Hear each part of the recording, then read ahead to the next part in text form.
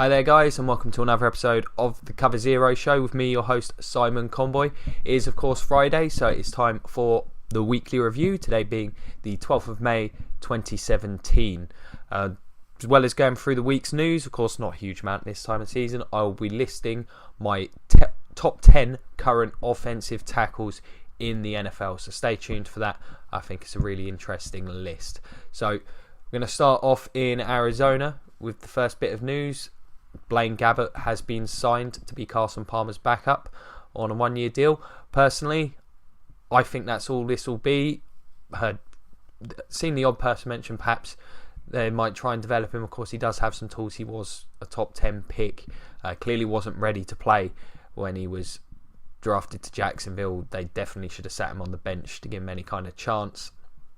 I think in San Fran he was on some bad teams, and we saw that he had made progress, but he did not show enough to me to think that he was a viable NFL starter. However, some competition in the QB room, you never know. Maybe Arians, who's a great quarterback tutor, may be able to try and turn him around. I still think they're going to be looking to draft somebody next year, however.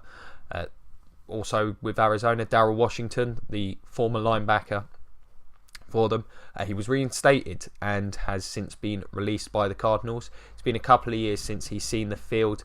There's been domestic violence issues there, drug issues. I will be shocked if any team gives him another chance considering his age and his history.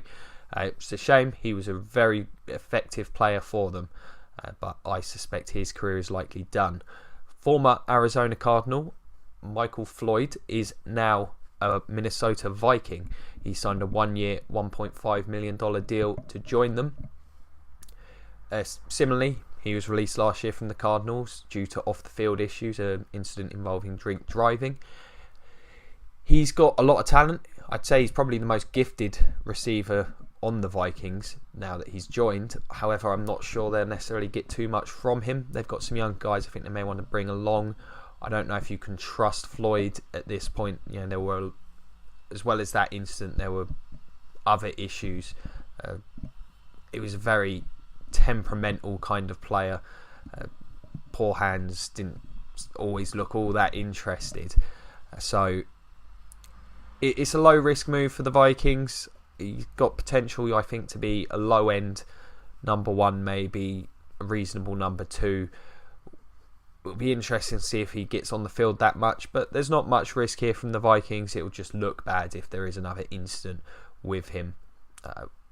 We'll see what happens there, but I can understand the Vikings' logic. They did need, I think, more help in that regard.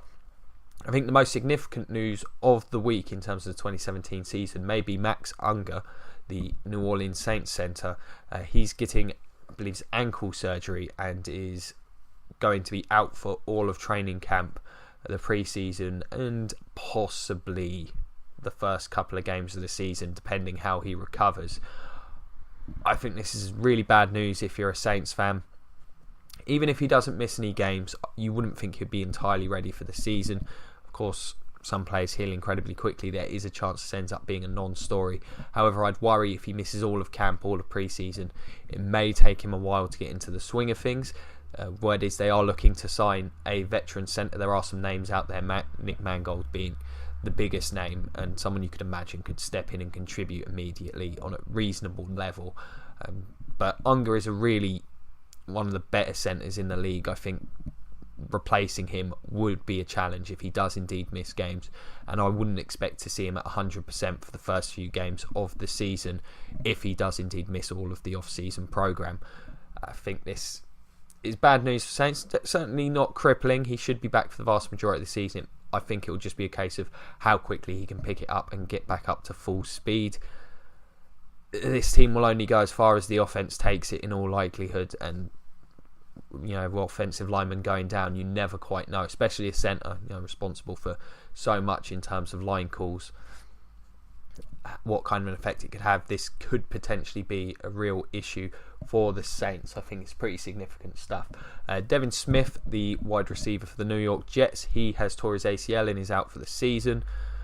I mean, I don't think there was much hope for the Jets this year. I'm not sure Devin Smith was going to make a difference. However, he's missed so much time now. I think evaluating him as a staff is very difficult at this point in time in terms of the player itself. That's the second major injury. It could be, a major sticking point for the rest of his career. This is disappointing news. Again, I don't know if it's going to have a huge impact on the Jets season.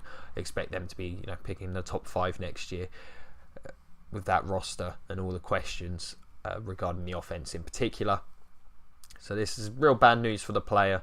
Again, can't see it having too much of an impact. The Buffalo Bills have a new general manager. I can't remember the fella's name, and I didn't write it down.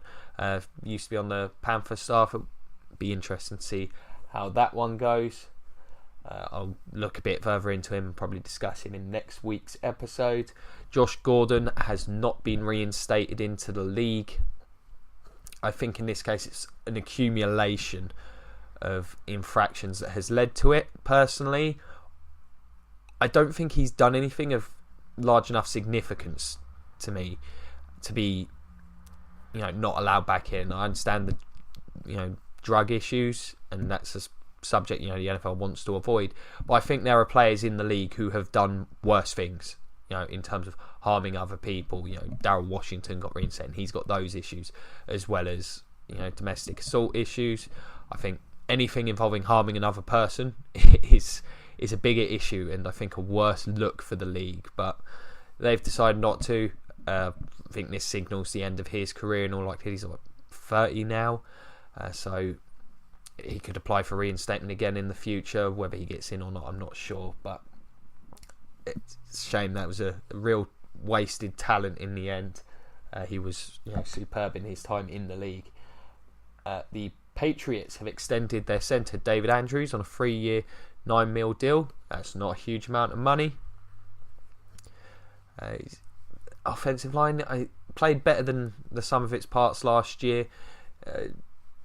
Never a bad thing to have some continuity there on that kind of money as well. Could easily slide into a backup role if they find someone better in the future. So that's a pretty reasonable deal. Eddie Royal has been released by the Bears. I think with Cutler having been released, this seemed logical as well. Whilst he was one of the more competent slot receivers, you'd think he'd been the starting slot receiver for the Bears next year. I think this is just a case of the team looking to get younger. I don't think he'll be enormously missed. He wasn't a massive contributor. So he may find another job. Be battle for a roster spot. You'd think he's got a lot of experience in this league. And finally, from draft weekend, Morgan Moses was extended, the right tackle for the Redskins, to a 5-year $40 million deal. This is fairly similar to the money Ricky Wagner got paid. I think that's perfectly reasonable. I think they're similar caliber, two of the better right tackles in the league.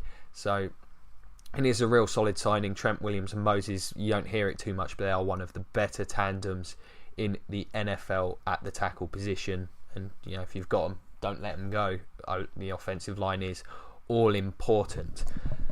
So there you have it. That's my breakdown of the weekly news. Moving on to my top 10 offensive tackles currently in the NFL.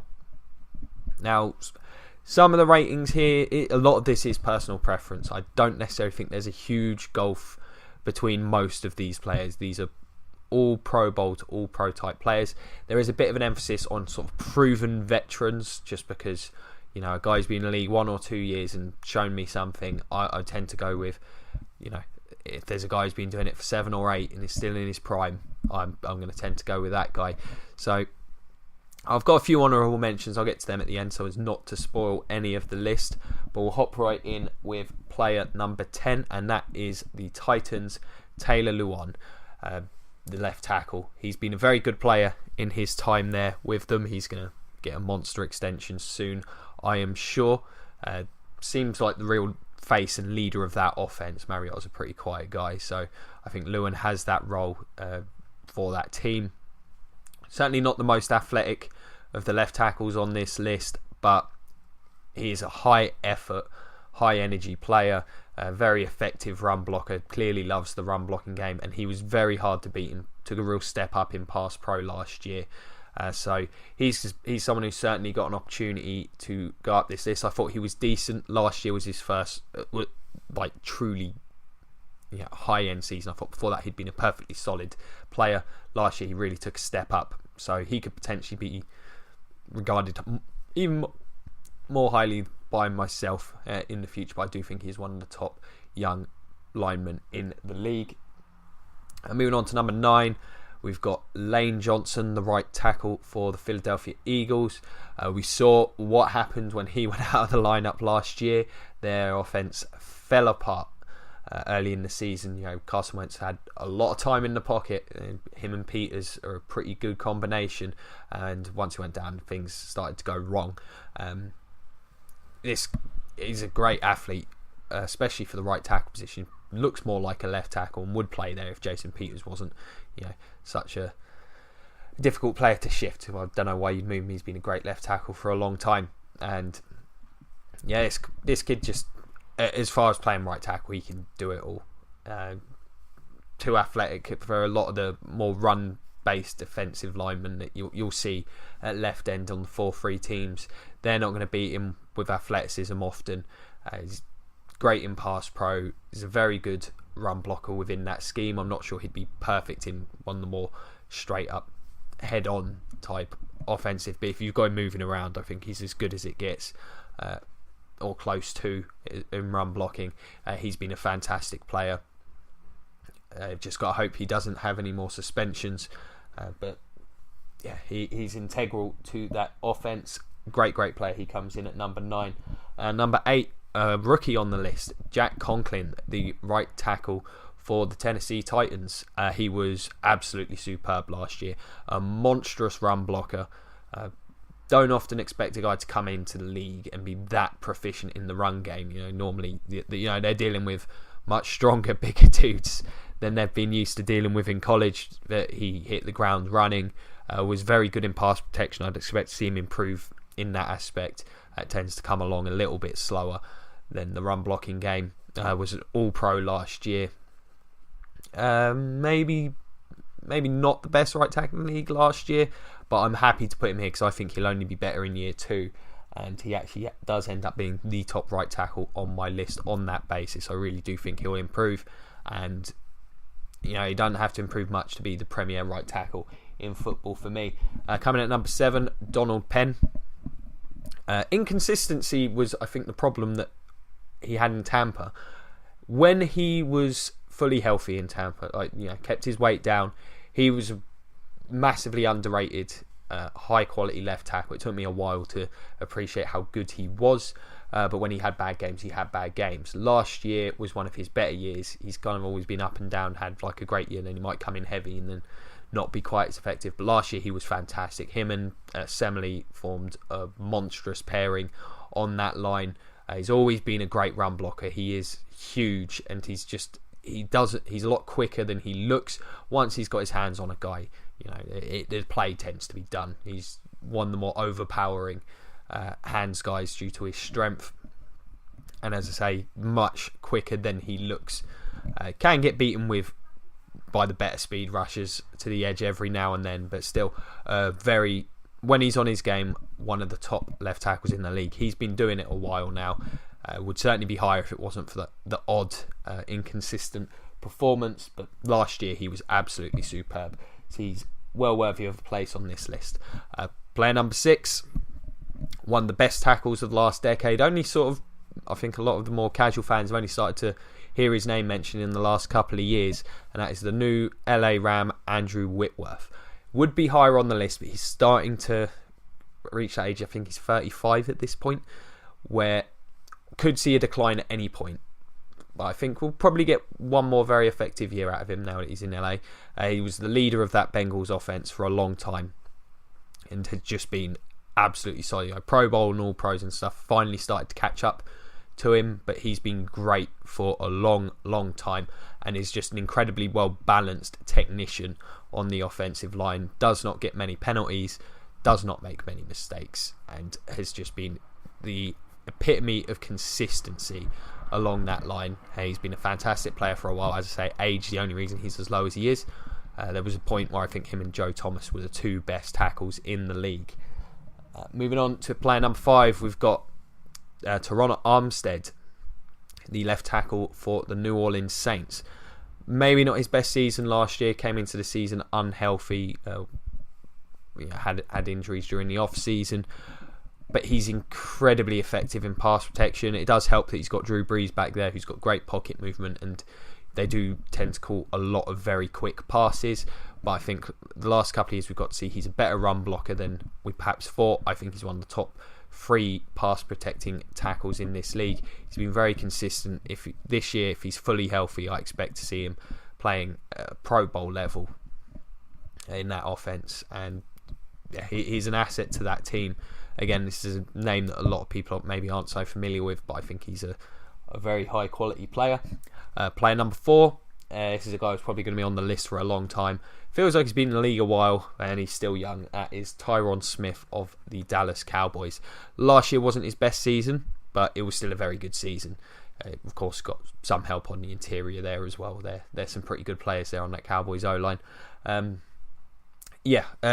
One of the best athletes at the position, possibly as gifted a tackle as there is in the league at this point in time.